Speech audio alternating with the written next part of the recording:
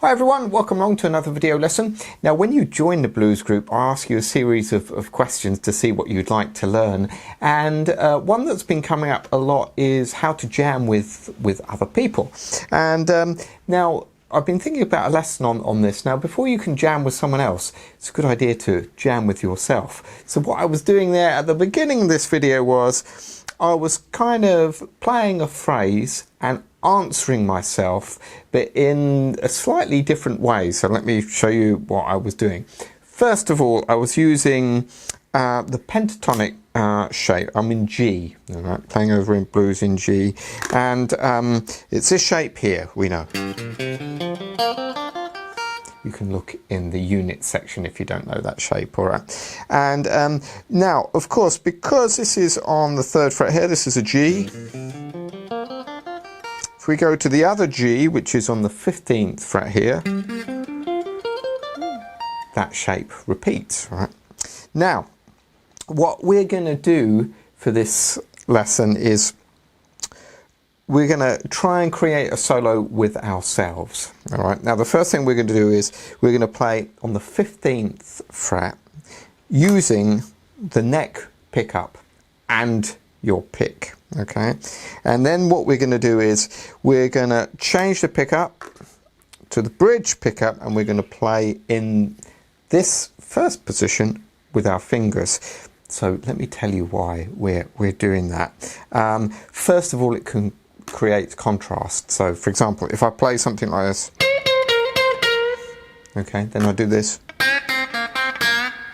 Now this is a high up position, so I'm using a warm pickup and a pick, whereas down here we have a low position, so I want a sharper sound. So if you can think of the opposite, that's really good. The other reason we're doing this is because it helps you to remember what you've played. There's a phrase that goes, you know, if you can't remember what you've played, it was probably nothing good anyway. So if you can't repeat it, it's rubbish. So let's have a little go. Let's start with something easy. You might find this is quite difficult to change between the pickups. So say we had this. Alright, so started down here on the 15th fret, and then that's 17th fret twice on the D. Then I changed my pickup and went down to the first position here, and I'm using my fingers there. So you get a different tone, but it kind of sounds like you're being answered by another guitar player. So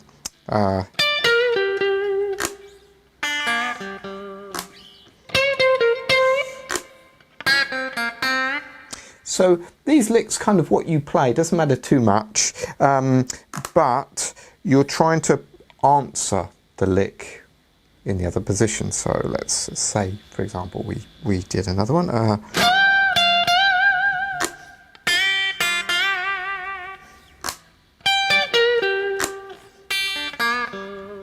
So if you can, it sounds quite good to do this kind of stuff.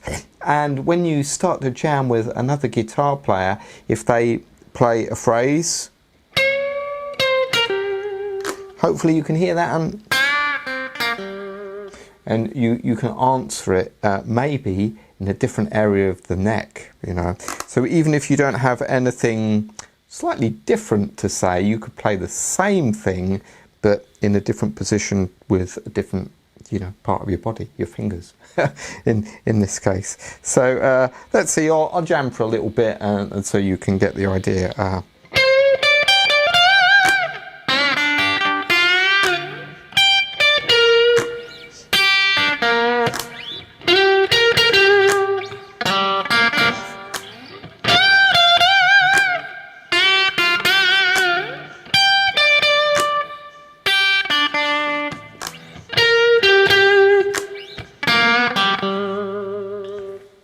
Hope that gives you some ideas. We're just kind of keeping it simple there with the pentatonic shape, using shape 1, but of course you could go into shape 2 as well. In G, you know, you could have let's see, that's 1,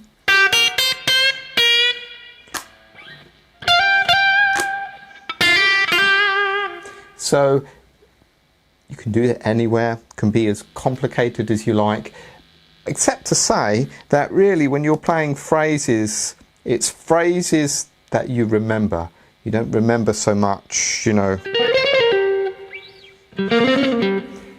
maybe, but it's harder. It's harder to remember that kind of stuff. So just keep it simple with some licks you know, very easy.